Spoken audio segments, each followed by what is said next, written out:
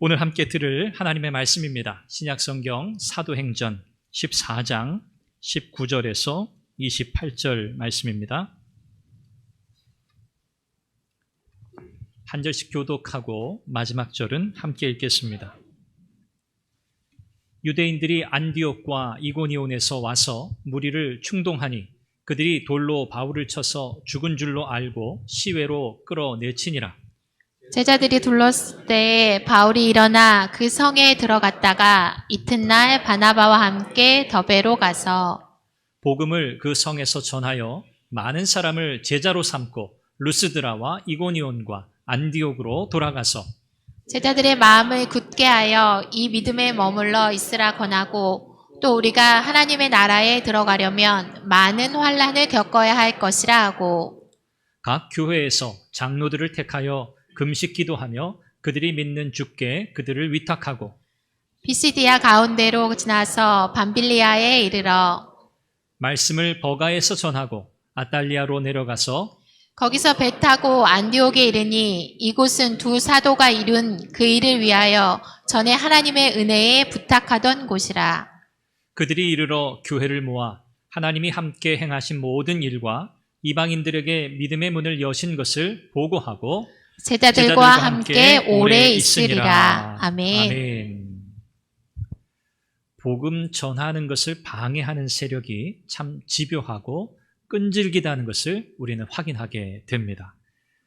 비시디아 안디옥 그리고 이고니온에서 바울과 바나바를 심하게 박해했던 유대인들이 루스드라까지 와서 복음 전하는 것을 방해합니다. 참 대단한 열심이죠. 자기 지역도 아니라 다른 지역으로 옮겨갔는데도 거기까지 따라와서 복음 전하는 것을 방해하는 겁니다. 루스드라 사람들이 하나님을 믿지 못하도록 하는 거죠. 이에 사도들은 또 다른 곳으로 이동합니다. 더베라는 곳으로 이동해서 거기서 또 활발하게 복음을 전하게 되고 복음의 열매를 많이 맺게 됩니다. 그리고 이 두 사도는 이전에 방문했던 지역으로 다시 돌아가서 그들이 복음 전에서 믿음 안에 서 있는 귀한 성도들, 그들을 믿음 안에 다시 견고하게 세우기 위해 격려하는 그런 일들을 다시 하게 되고요. 그 다음에 그들이 파송받은 수리아 안디옥으로 다시 돌아와서 선교 보고를 하는 내용이 오늘 우리가 함께 살펴볼 내용입니다. 오늘 본문에서 우리는 복음을 전하는 자의 삶과 그들의 자세를 배우게 됩니다. 바울과 바나바, 그들은 어떤 상황, 어떤 어려움, 어떤 박해에도 불구하고 그들이 움츠러들지 않고 끝까지 복음을 전했다는 사실을 우리는 보게 되고요. 그들이 이 어렵고 힘든 이 시간들을 하나님 의지하고 믿음으로 이겨내면서 끝까지 주어진 그 사명을 감당했다는 그 모습을 통해서 오늘 우리의 신앙의 삶과 또 우리에게 주신 이 복된 사명을 우리가 어떻게 감당할까? 그 답을 얻는 복된 시간이 되기를 바랍니다.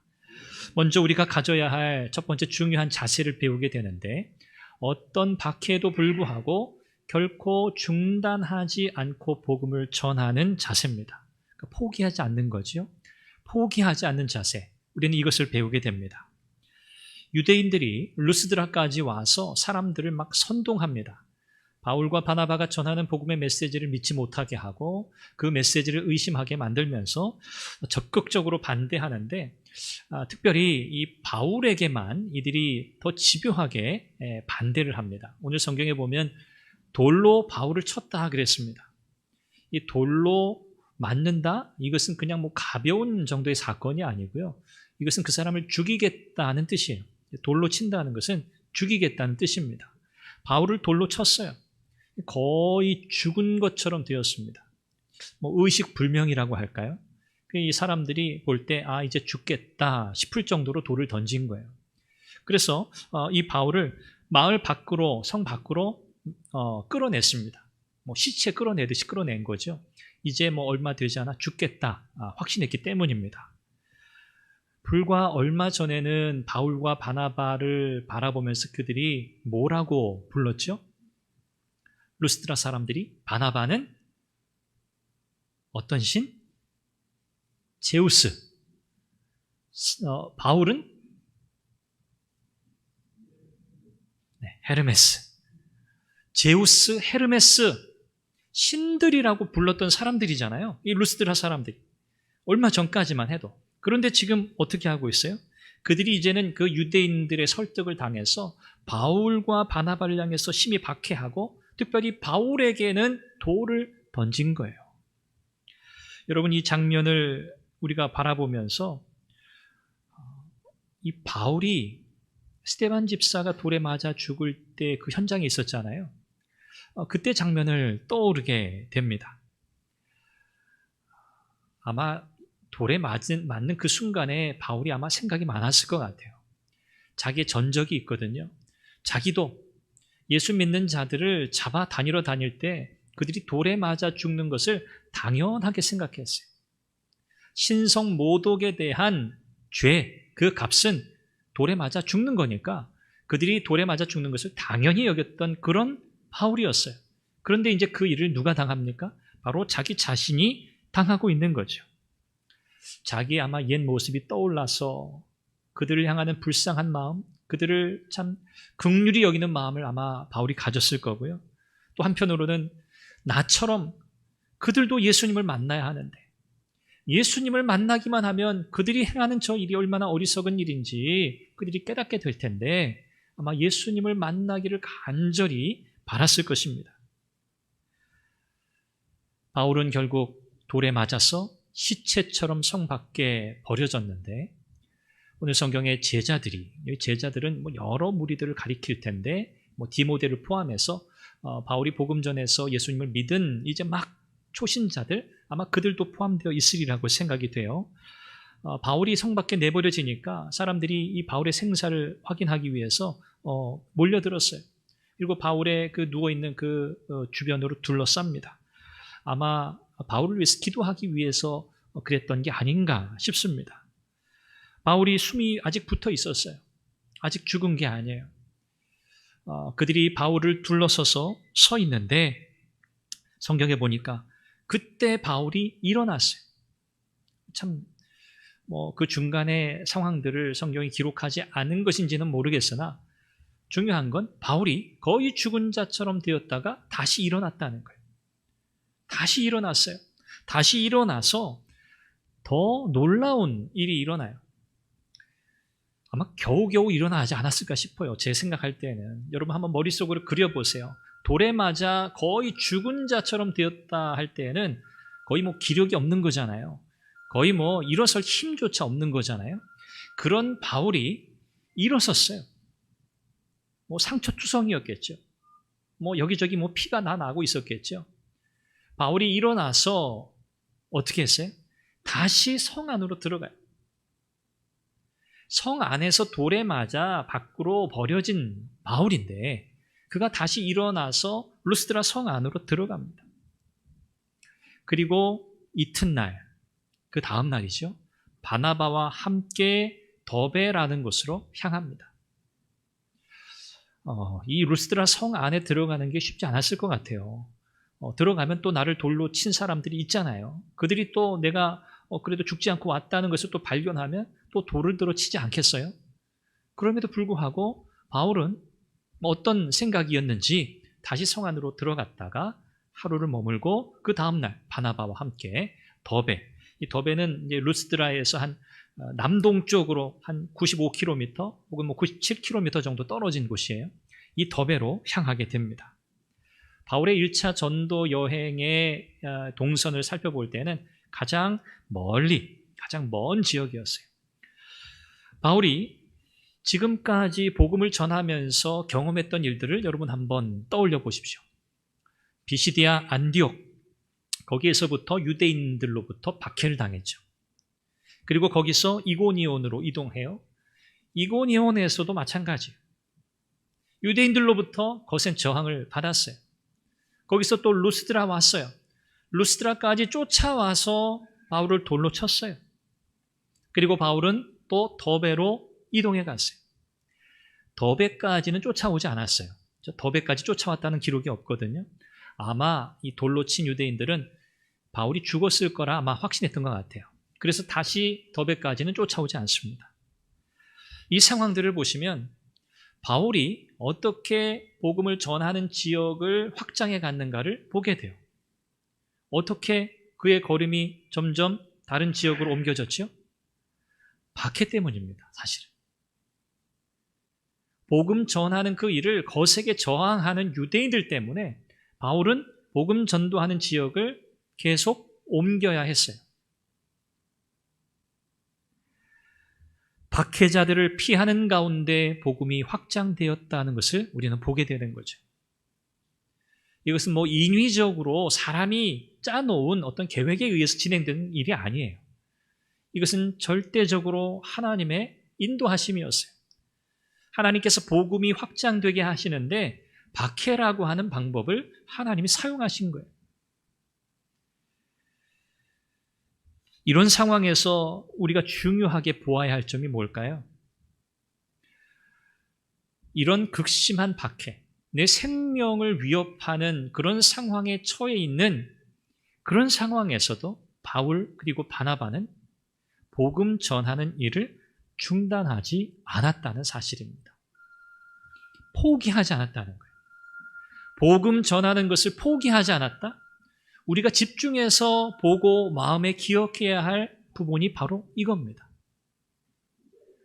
포기하지 않는, 물러서지 않는 그 믿음, 그 용기, 그 결단. 이것이 오늘 본문이 우리에게 중요하게 전하는 첫 번째 메시지예요. 하나님께서 그냥 바울의 여정을 평탄하게, 순탄하게 하셨으면 얼마나 좋을까? 그렇지 않아요?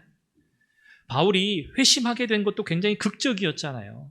바울이 다메섹에서 부활하신 주님을 만나서 눈이 멀었다가 그의 눈이 다시 떠지면서 결국 복음의 이 역사에 그가 인생을 다 바치게 된 거잖아요. 그 정도도 굉장히 큰 사건인데 그 정도면 이제 바울이 목숨 걸고 복음을 전하는데 하나님께서 그의 길을 좀 순탄하게 열어주셨으면 좋지 않았을까? 가는 곳마다 환영받고 가는 곳마다 사람들이 복음을 듣고 회심하고 구원의 은혜를 누리고 교회가 든든히 서가고 방해하는 사람들, 박해하는 사람들 전부 그냥 다 싹 없어지고 그냥 탄탄대로 평탄하게 그 길을 갔으면 얼마나 좋았을까? 우리는 그런 생각을 하게 되지만 그러나 하나님의 계획, 하나님의 생각은 그런 게 아니었죠. 하나님은 바울의 삶에 환난과 핍박과 곤경이라고 하는 방법을 사용하셔서 하나님의 일을 이루셨습니다. 그것이 하나님의 뜻이었죠. 오늘 우리가 살아가고 있는 이 시대에도 여전히 이런 물리적인 핍박과 박해가 있는 것이 있습니다. 북한도 마찬가지죠. 북한도 그렇고요. 세계 여러 곳에 여전히 물리적인 방법, 권력을 이용해서, 폭력을 이용해서 하나님의 사람들을 끊임없이 박해하는 세력들이 여전히 남아있어요. 그러나 동시에 그 이외의 경우들에 있어서는 또 다른 형태의 박해가 지속되고 있습니다. 눈에 보이지 않지만 어떤 물리적인 형태나 어떤 억압에 의해서 우리에게 나타나는 박해는 아니지만 눈에 보이지 않는 형태의 핍박과 박해가 지금도 계속되고 있다는 거예요. 무엇을 통해서 그럴까요? 이 시대의 사상과 문화를 통해서 그렇습니다. 사탄은 굉장히 집요합니다. 끈질깁니다. 모든 박해는 배후 세력이 누구죠? 사탄이에요. 복음이 전해지는 곳마다 일어나는 거센 저항과 핍박과 방해의 배후 세력은 모두 다 악한 사탄입니다. 사탄은 역사를 통해서 경험적으로 너무나 잘 알아요. 물리적인 박해, 물리적인 핍박에 의해서 수없이 많은 사람들을 죽였지만 그들의 목숨을 그들은 빼앗았다고 생각하지만 그래서 그들의 일이 실패로 돌아갔다 생각하지만 아니요, 그렇지 않죠. 만약에 그 방법이 다 통했다면 지금 이 세상은 엄청난 환란으로 들끓고 있을 겁니다. 전쟁, 몇 나라에서만 일어나는 게 아니고요. 온 세상이 전쟁으로 아마 다 폐허가 됐을지도 몰라요. 물리적인 방법, 박해, 이 방법이 거셀수록 복음의 역사는요, 더 힘있게 일어났어요. 박해를 받을수록 복음은 더 힘있게 확장됐어요. 이걸 너무나 잘 알지요, 사탄이. 그래서 여전히 사탄은 그 방법이 통하는 곳에는 그 방법을 사용하지만 또 그렇지 않은 곳에서는 다른 방법을 통해 박해하는 것. 그것이 바로 사상과 문화를 통한 박해입니다. 그게 뭐 박해인가요? 그건 그냥 하나의 흐름, 패러다임, 그런 게 아닌가요? 그렇게 표현되지만 사실은 그렇지 않아요. 하나님의 진리를 거스르고 하나님의 존재를 부정하고 인간 중심적인 사고, 사상, 인본주의, 세속주의, 하나님 없이 살고자 하는 인생의 교만함과 죄악으로 가득한 문화, 분위기, 사상, 철학을 통해서 사람들의 마음을 사로잡는 거예요. 거기에는 폭력이 필요 없어요. 물리적인 박해가 필요 없어요. 사람들의 마음을 사로잡아서 그들의 마음을 완전히 자기들의 노예로 삼기 때문에 거기에는 어떤 물리적인 힘이 필요 없는 거예요. 너무나 쉬운 싸움인 거죠. 교회를 나가지 못하게 하는 방식의 박해. 예전엔 이런 박해가 대부분이었죠. 물리적인 박해니까요. 목에 칼을 대니까요. 죽인다 하니까요. 그런데 이제는 방법이 많이 달라요. 교회 나가게 해요. 예배 자리에 있게 합니다. 그러나 예배자가 되지 못하게 해요. 교회 다녀요. 신앙 생활은 못하게 해요. 종교 생활쯤은 하게 해요. 착각하게 만들어요. 이게 신앙 생활이라. 이것이 바로 눈에 보이지 않지만 영적인 영역에서 일어나고 있는 심각한 영적인 박해. 이것을 우리는 영적 싸움이라고도 표현할 수 있을 거예요. 고린도후서 10장 5절에 보니까 하나님을 대적하여 높아진 모든 사상들, 이것들에 대한 싸움이 우리의 싸움이라고 말해요. 하나님을 대적해서 높아진 모든 사상들, 이것이 오늘날의 영적 싸움이고요. 사탄이 오늘 사용하는 방법입니다. 정치, 경제, 사회, 문화, 여러분 모든 영역에서 지금 이 일은 일어나고 있어요. 그러므로 이 세상의 모든 영역이 영적인 싸움터예요. 영적 싸움터예요. 여러분 정치를 바라보시면서 정치에 관한 여러분 참 우리가 할 말들이 참 많잖아요. 이 정치를 바라보면서 우리가 여당이냐 야당이냐 사실 이건 아주 초보적인 수준의 논의고요. 그게 아니에요. 우리는 그 뒤에서 일어나고 있는 영적인 일들을 바라볼 수 있어야 돼요. 어떤 정치인의 그 개인의 어떤 한 이해, 어떤 한 견해, 그들의 말, 그 차원을 넘어서는 거예요, 사실은. 경제 마찬가지입니다. 문화, 사회, 모든 것 다 마찬가지입니다. 오늘 저와 여러분들이 포기하지 않고 싸워야 하는 싸움이 바로 우리의 모든 삶의 영역이에요. 그냥 내 문제 가지고 씨름하면서 사는 것, 여러분 그것을 우리는 벗어나야 돼요.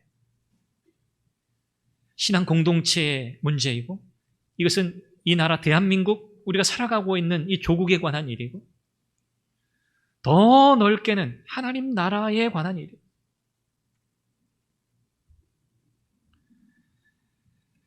이 영적 싸움을 싸우는 일을 포기하지 마십시오.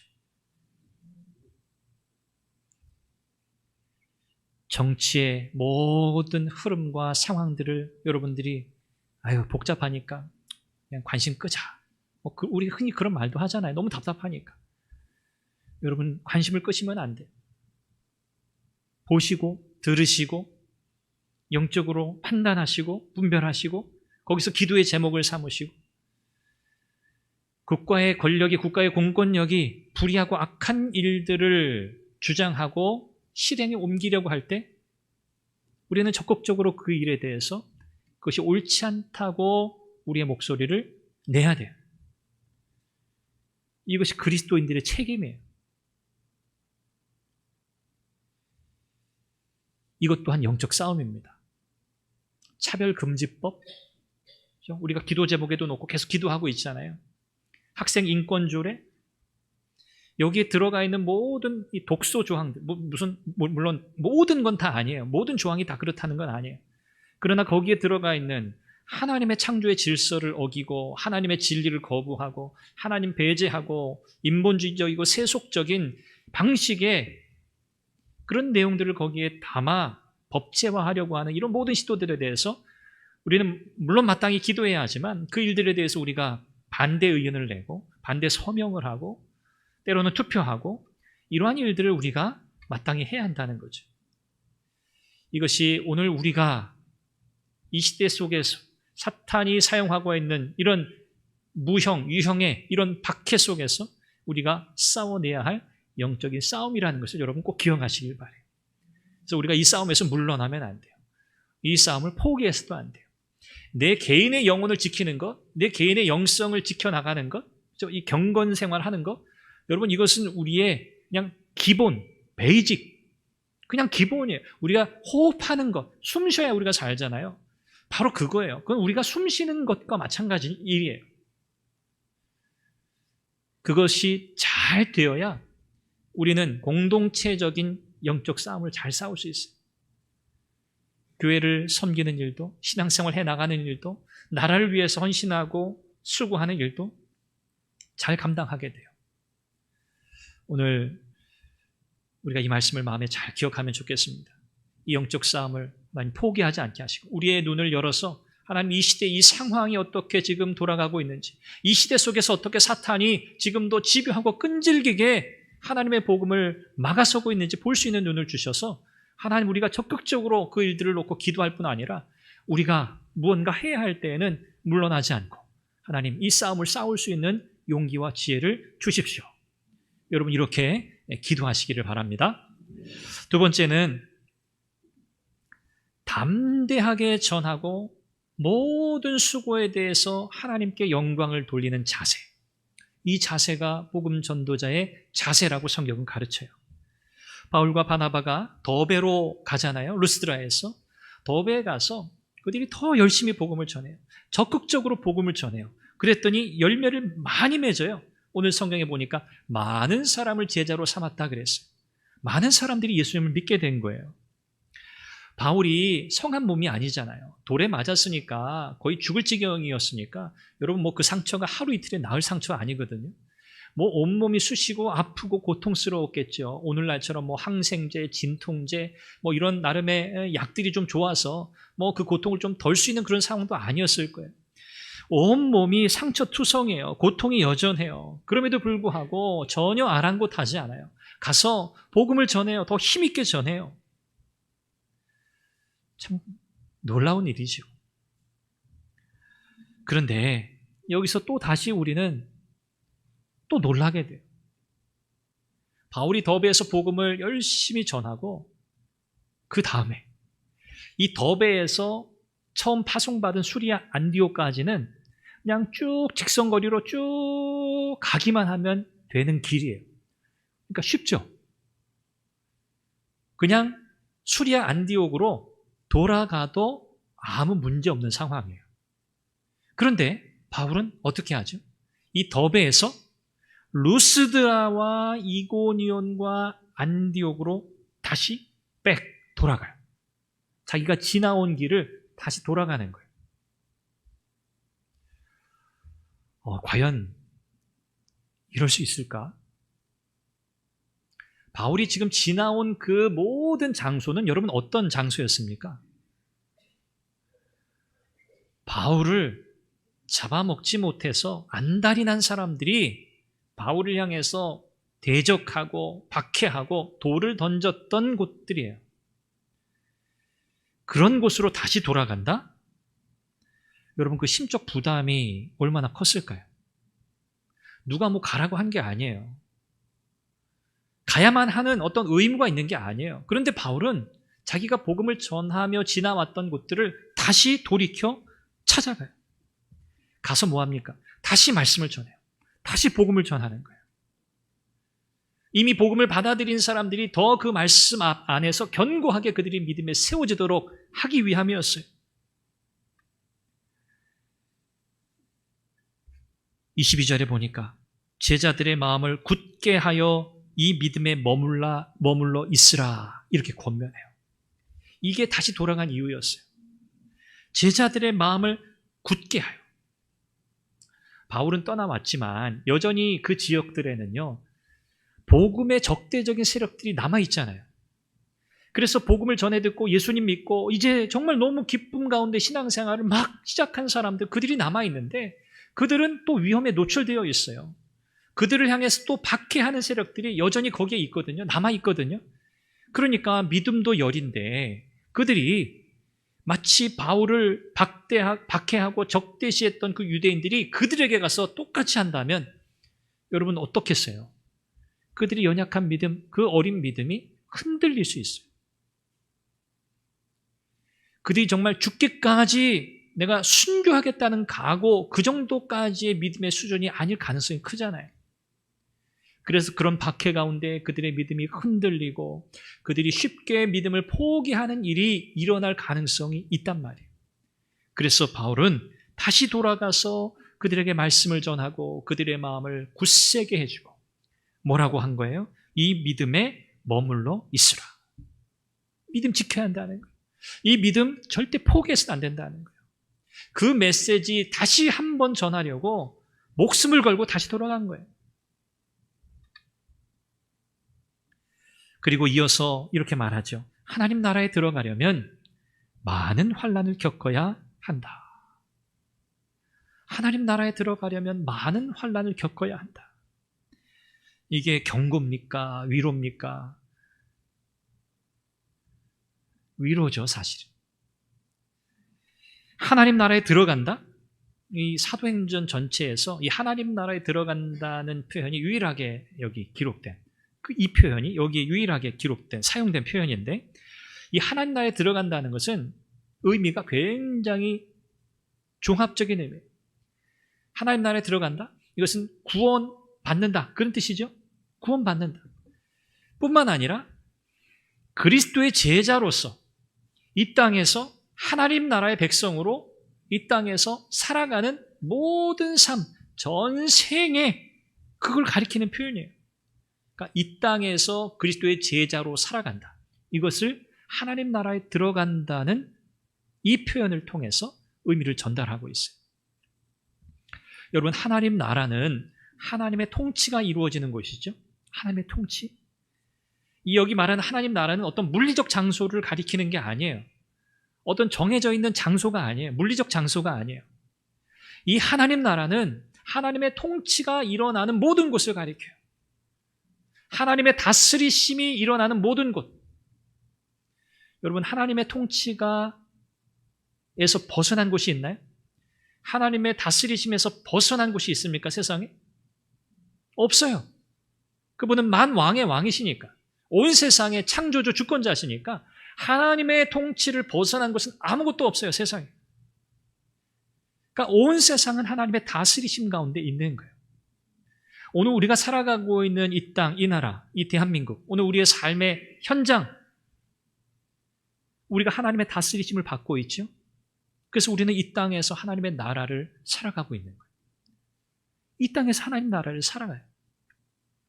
하나님 나라의 통치 수단이 뭐죠? 하나님 말씀입니다. 하나님 말씀. 말씀이 통치의 수단이에요. 그러므로 하나님의 말씀에 지배를 받고 하나님의 말씀에 다스림을 받고 하나님의 말씀에 이끌려 살아가는 하나님의 백성들이 살아가는 그곳은 뭐예요? 하나님 나라예요. 하나님 나라. 그래서 우리는 이 땅에서 그리스도인으로 하나님 나라 백성으로 살아가는 거예요.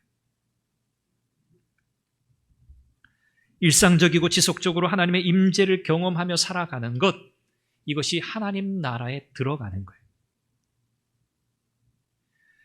그러면서 환난을 겪어야만 한다라고 말합니다.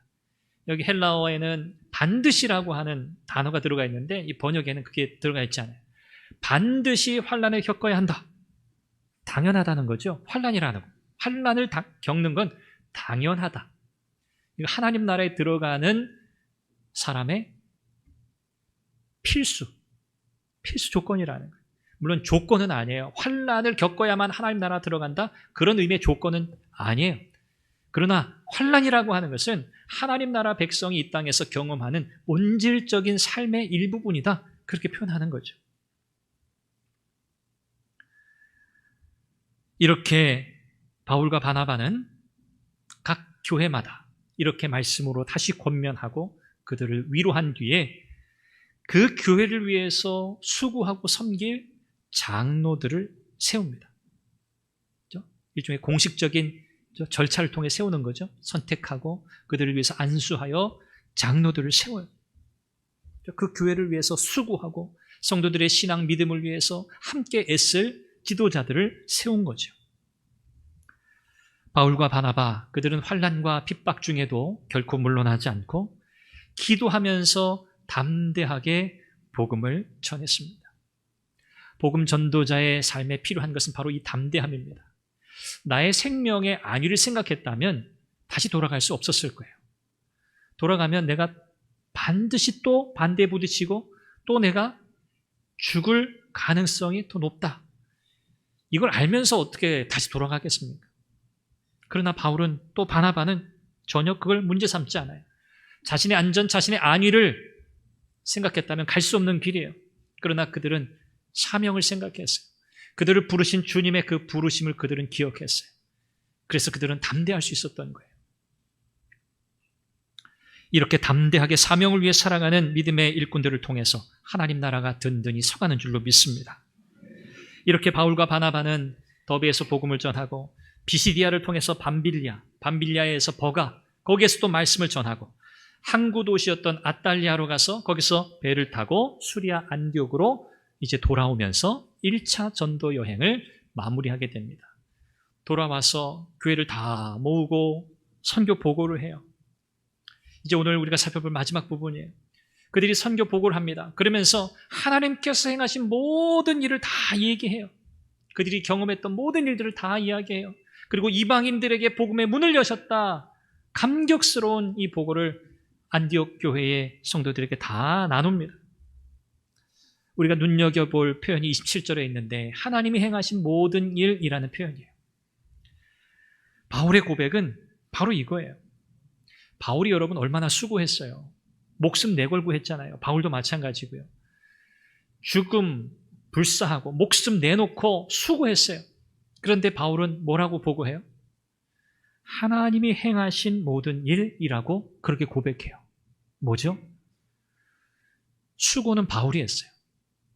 그런데 바울은 내가 수고했다 말하지 않았어요. 하나님이 하셨다고 말하는 거예요. 하나님이 하셨다. 이것이 바울의 신앙이에요. 하나님의 역사, 하나님의 주권을 드러내요. 그리고 자신들의 수고는 감추는 거예요. 지난주일 오후 우리 사역팀 헌신 예배 때도 이런 말씀을 나누었지만 이것이야말로 진정한 복음 전도자의 자세라고 우리는 믿습니다. 이것이 진정한 성도의 삶이죠. 그래서 또 말씀드리지만 수고는 내가 하고 영광은 하나님께. 할렐루야. 이것이 우리의 인생의 모토가 되길 바랍니다. 수고는 내가 하고 영광은 하나님께. 오늘 하나님은 바울과 바나바를 심한 박해 가운데서 사용하셨어요. 부지런히 그들이 돌아다니며 복음을 전하게 하셨어요. 한 영혼이라도 복음을 듣게 하시기 위함이었죠. 이런 사명감을 가지고 최선을 다하고 온갖 위험과 박해에도 불구하고 사명에 이끌려서 포기하지 않고 담대하게 복음을 전한 바울과 바나바, 그들을 통해서 하나님은 복음이 전파되게 하실 뿐 아니라 교회를 더 든든히 세워 가셨습니다. 오늘 저와 여러분들도 이와 같이 교회를 섬길 수 있기를 바라고 복음 전도자로서의 삶을 힘있게 살아갈 수 있기를 바랍니다. 하나님께서 우리의 모든 수고에 은혜를 더하셔서 하나님의 영광 받으실 뿐 아니라 열매를 맺게 하시고 이 열매를 통해서 우리가 기뻐하고 감사하게 하실 줄로 믿습니다. 이런 은혜가 우리 교회 가운데 풍성하기를 소망하고요. 우리의 모든 수고를 통해 하나님의 영광 받으시는 복된 삶, 복된 교회가 되기를 주님의 이름으로 축원합니다. 기도하겠습니다. 우리 함께 기도하죠. 하나님, 수고는 내가 하고 영광은 하나님께. 우리가 그렇게 살아가게 하옵소서. 우리 교회가 그런 교회가 되게 하여 주옵소서. 복음 전하는 일을 위하여 하나님 포기하지 않게 하시고 이 시대에 일어나고 있는 수없이 많은 박해, 영적 싸움을 담대하게 싸워나가게 하여 주옵소서. 뒤로 물러나지 않게 하시고 힘있게 우리에게 주신 사명 잘 감당하게 해달라고 우리 같이 함께 간절히 기도하겠습니다. 자비하신 아버지 하나님, 은혜와 사랑을 감사합니다. 하나님께서 오늘도 우리 가운데 참 이 말씀을 통하여 다시 한번 도전하시고 하나님 복음 전도자로서 우리가 어떻게 이 세상을 살아가야 할지, 우리가 어떤 자세를 가지고 어떤 중심을 가지고 살아가야 할지 말씀하시니 감사합니다. 하나님, 거센 저항과 박해도 불구하고 바울과 바나바는 하나님 포기하지 않았습니다. 그들은 목숨을 걸고 하나님 담대하게 복음을 전했습니다. 하나님, 끊임없이 방해하고 박해하는 악한 사단의 집요한 세력들이 여전히 이 시대 가운데도 있습니다. 하나님, 눈에 보이게 눈에 보이지 않게 여전히 수많은 온갖 방법으로 하나님 복음이 전파되는 것을 방해하는 이 시대 속에서 하나님, 우리가 싸워야 할 이 영적 싸움을 끈질기게 잘 싸워나가게 하시고 포기하지 않게 하시고 담대하게 하시고 하나님, 우리에게 주신 이 귀하고 복된 사명, 하나님 이 사명감을 가지고 하나님 최선을 다하여 복음을 위해 살아가도록 인도하여 주시옵소서. 자비하신 아버지 하나님, 오늘도 말씀을 통하여 우리에게 교훈하시고 도전하시고 또 우리의 마음을 새롭게 하시니 감사합니다. 하나님, 이 악한 시대 속에서 끊임없는 영적 전쟁터에서 우리가 뒤로 물러나지 않게 하시고 끝까지 포기하지 않고 담대하게 하나님의 백성으로 살아가며 이 땅 가운데 복음을 전하고 하나님의 뜻을 이루어가는 복된 성도, 복된 교회가 되게 하여 주옵소서. 수고는 내가 하고 영광은 하나님께 올려드리는 우리 모두가 되게 하옵소서. 예수님의 이름으로 기도합니다. 아멘.